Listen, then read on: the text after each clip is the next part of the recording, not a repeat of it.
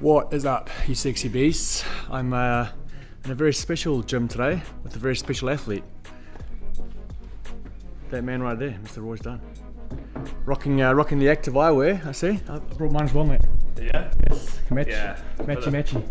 For the road climbs in the middle of the day, if you look up at the beam, it can be pretty brutal, so I'll be throwing these on as I go in and out of the gym. Yes. How's the off season going?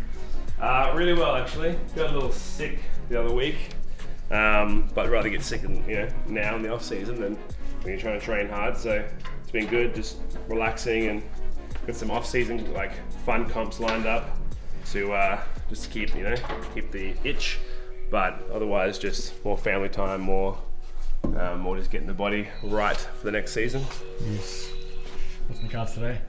We got little Mayhem athlete piece, some skiing, rope climbs and GHDs. And then the first qualifier, or the first workout actually for the Zelos Games, which CrossFit Mayhem and a few other big brands are like working with. Dada, come here.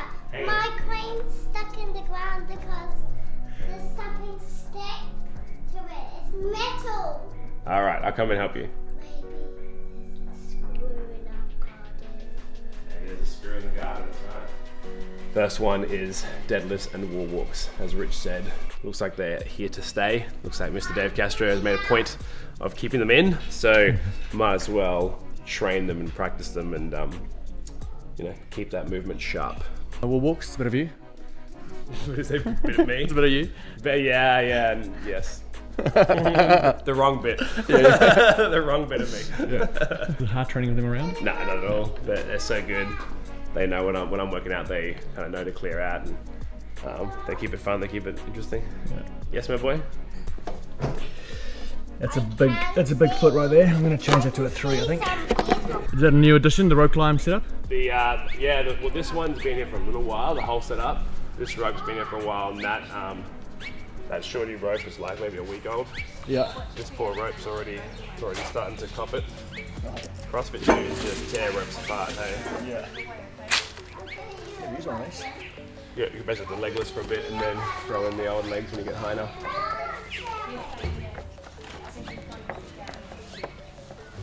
Shoulder mobility warm up. Get the grounds uneven. There we go. Tiptoes. Bit of yoke practice. That's it. The yoke weight, 10 kilos. Yeah.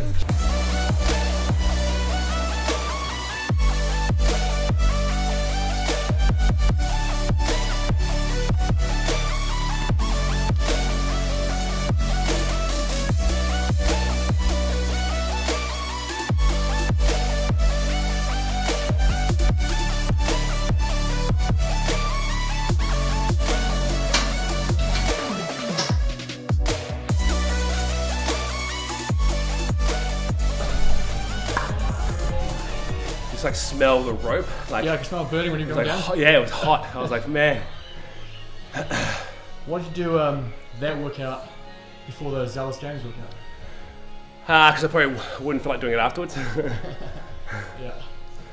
It seemed like the Zelos one is shorter, but it's gonna like, it'll still be super taxing. So if I do it first, you won't feel like doing the big one. Yeah. But do the big one first. It's not like super intense. Like, I mean, it was more steady. Yeah. This next one will be pretty like riding the line, I think. Yeah. How are you finding the airwave? Is it airwave? Airwave? Airwave. Yeah. W-A-A-V. Airwave. Yeah. It's good.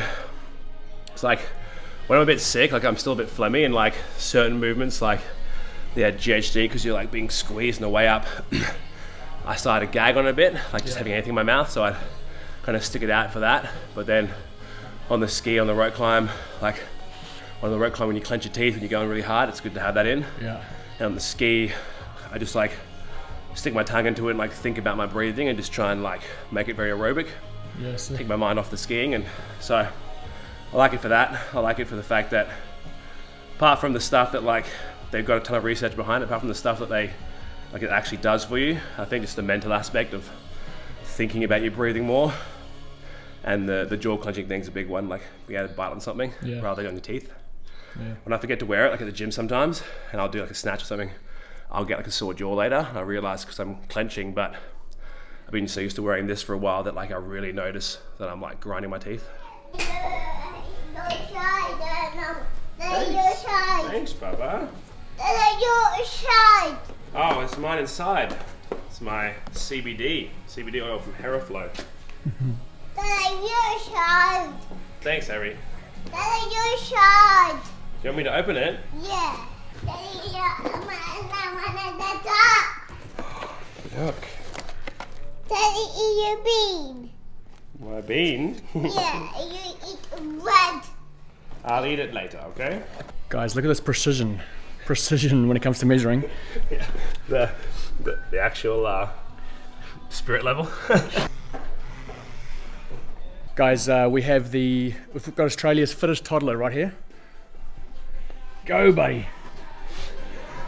Different technique there, it's good, I like it. We do have a bit of a competition going for the fittest toddler. Oh, yeah? Between my Jack, Swanee's Nate, Yeah. Zeke, Zeph, Kara and Maddie. Got their little bubba. I feel like if Zeke and Brandon's boys are anything like them, you've got nothing to worry about as far as the athletic ability goes. Yeah. Yeah. They might win a handstand or a double under workout. Yeah. Zeke and Swanee respectively, but I haven't done one of these since. Actually, I did something in the hotel quarantine when I was just doing the at-home workouts. That's one. Okay, Royce is about to hit workout number 1 of the Zelos Games. Let's do it.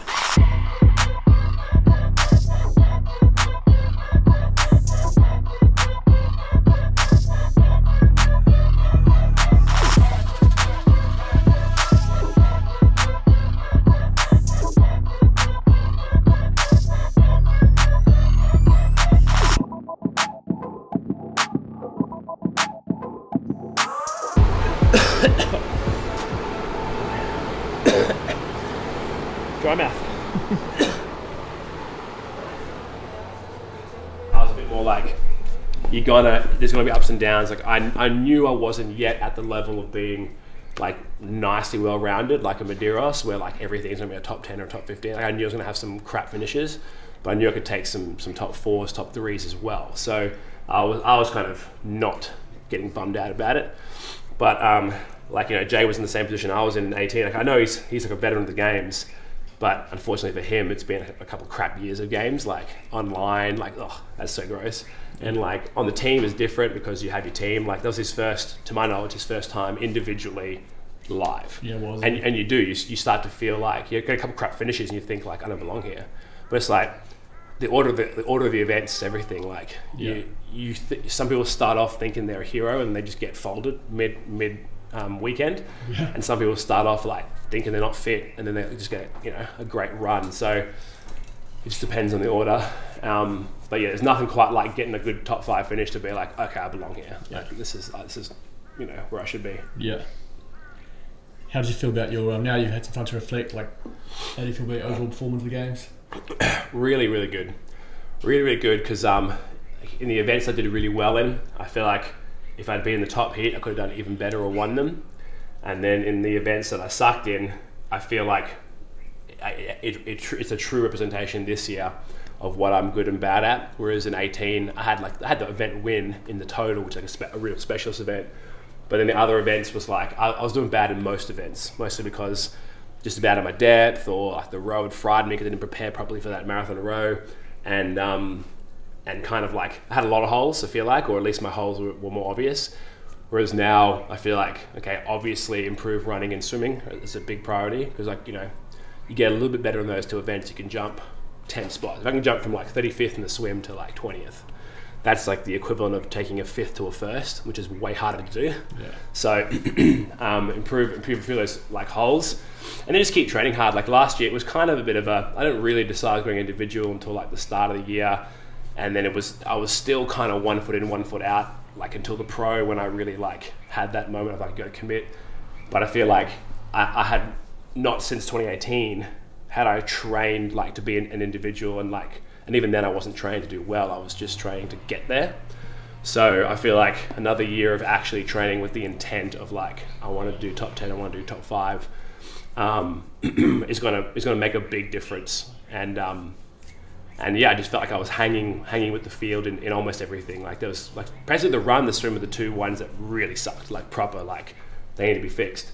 Everything else, even like, you know, events in like the 20s and stuff, like for what the events were, like that echo bike snatch workout, for example, like it on paper it looks like a good event for me, but like I'm not super powerful. Like I'm strong, like that's why I won the total, like a deadlift or a squat, but like a clean jerk, a ladder, like a fast ladder, a speed ladder, like, or having to like rep a lightweight fast, I'm not actually that good at it. So like I knew I was going to be cycling slow on the barbell, and the echo bike, there's not really a way to send it hard enough to make up for the barbell cycling that won't kill you. Like no one's that good on the bike to like, oh yeah, I'll do the first 21 cows in 14 seconds and I won't be dead. Like, yeah, you will be dead, like you'll be screwed. So I was actually pretty pleased that I hung with the field and managed to stay unbroken and like was with the shorter, faster guys.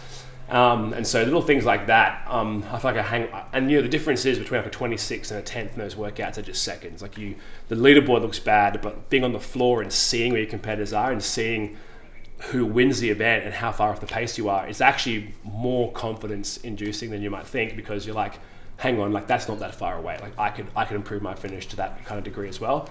So yeah, all in all, I was super happy with how it all played out, and just happy with my actual mentality and my attacking of every event. Like that's why I said I wanted to go in there and leave no regrets, like not be, like I'll never forget in the Chaos event in 2018, which is a super cool event. I'll never be able to do that again, where you can just, like they tell you to do as you get to it.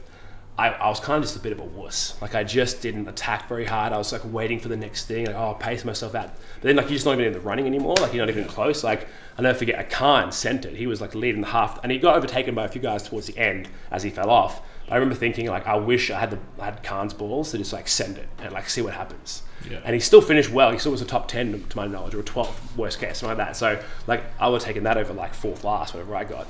Because I was never in the running, I was too much of a wuss, you know, like, so I wanted to attack every workout this year, and I did that, and so I felt really good about everything, and looking forward to like another year of just pushing the strengths up, that, you know, 1-2%, like to stay in line with the field, and bringing weaknesses up big time.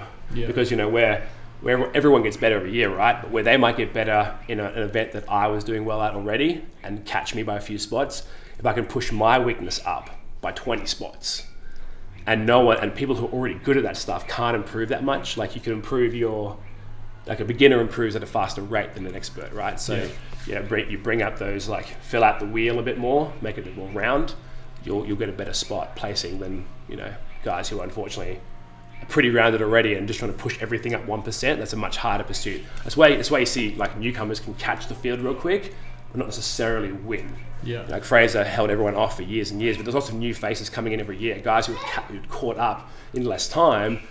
It doesn't mean they could win, but it just meant that you can get there fast, and then you start that game of pushing everything 1%. Everyone kind of moves at the same speed, I guess, the whole field. Yeah, makes sense. You say like if you were in the top heats, you may have even done better. Does it make that much difference being in the top heat, performance-wise, and being in a lower heat? I guess it depends on the workout. Like there are some workouts where I would say no, and when I say it depends on what workout, that actually changes based on the individual. Like the sprint workout, for example, in theory, it pays to be in a fast heat. Like if you're good at it, you will race harder. I was in the fastest heat, didn't affect me because I was just maxing out. That's the best I had. It wouldn't have mattered if I was running by myself. Actually, it would have mattered because I did manage to snake Baden right at the finish line. So like the two of us pushed each other hard. But if I'd been in the fast heat and everyone had lapped me already, then I would have stopped pushing. So it depends on the individual as to whether it's good to be in the top heat. Like specifically in the rope climb workout, I came 3rd. Brent got me by less than a second. Like it was, I can't remember what it was, 0.2 or 0.02 maybe. It was so close, ridiculous. And he didn't even know my time. He was chasing Velna in his heat and just happened to literally his chip cross the line that close to mine. If we'd been in the same heat, we probably would have picked the bag up at the same time. Then we could have like sprinted, properly foot raced each other. So maybe I still would have come 3rd, but I would have had at least a shot at coming 2nd. And maybe even I would have come 1st if I chased Velna harder. Maybe it would have pushed Velna to go even faster. You can't say, but the fact is that it was like by a twist of fate, Brent snaked me from that final heat. Whereas if I'd been there, at least I would have had a chance to say, oh, he's right there. So it matters on the events you're good at. On the events you're bad at, you probably just got to stay in your own lane anyway, and that doesn't matter. Yeah. But it is still good. It is still good. Like sometimes it can work against you actually. When you're in the top heat and you're coming last, you think you suck because it's a bad event, but then you realise over the leaderboard, oh, actually I was all right. It was just that top heat was the top 9 times apart from me. So, but generally speaking, as a competitor, you want to be in that top heat, like no matter what the event is, just in case. Yeah. As far as the holes in your game that you're talking about, obviously you follow Mayhem programming. Is there like specific stuff that gets programmed for you to fill those holes, or do you just keep trusting the programming that it will kind of hit those things, or do you just make up your own like work to fill those holes?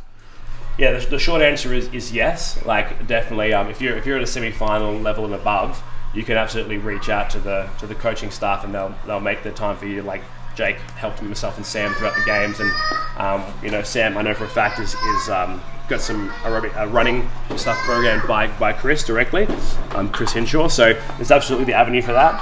Honestly, for me, it'll be more distrust the program. It's my own fault, right? So Rich is famously a good swimmer. He's worked on it really hard because he used to be bad, and he does a lot of running too for the same reason. There is plenty of running and swimming in the Mayhem program to be a very good runner and swimmer. I personally kept cherry picking it because, you know, when you want to train on a day before or after work and the kids around, whatever, it's so much easier to come in here and do a 10-minute workout or even a 40-minute workout than it is to drive to the pool, do your session, work through the drills. It takes an hour and a half to like get through a session, and you got to come back, shower. You know, you're away the whole time. You can't like have the kids running in here like you saw before, where it's, even though we're working out, you can still be present. And it's the same thing with running. Like it's way better with the runner, but like the two easiest things to fob off in your day when you're out of time or under pressure is the swimming and the running. So that's, well, especially if you don't like swimming and running, which I don't. So it's my own fault. So, but what it showed me this year was like, hey, okay, enough of the CrossFit. Like you're doing fine in those averages. Obviously things you got to work on, but time to actually put the time in now. You've got to prioritize it, like me personally. So there'll be days where I'll skip what's on the program just to get the swim in. If it's a choice now, I'll choose the swim. And it's still off season, so like the swimming training I'm doing now is like a joke. It's like we just aim for a K and a half maybe of like just building a base. So when we get back into the way Will put it was, I don't want to hurt yet, but I just want to make it so that when we go back to doing real swimming training, it doesn't hurt as much. And so yeah, that's one of the shifts this year. Is like, okay, this stuff has to be a priority now because, like I said, like it's all well and good to win an event. It feels great, and like I didn't win the snatch, but came close. But that's not worth the same amount of points that I lost in the swim and the run. Like, because even if I didn't do snatching all year, I'd probably, like, not to sound arrogant, but I could probably still come top 10, which means I'd lose maybe like 40 points from like second to like an 8th. You can gain like 60 points going from like 30th to like 15th in the swim or something. So, and one of those is a lot easier to do. So yeah, it's still important to have top 5 finishes because the points are really big at the top, but you also can't have 35th or 36th, whatever it is. You just can't do that. Yes, my boy. Yeah, to the park now. We are going to go to the park now, yes.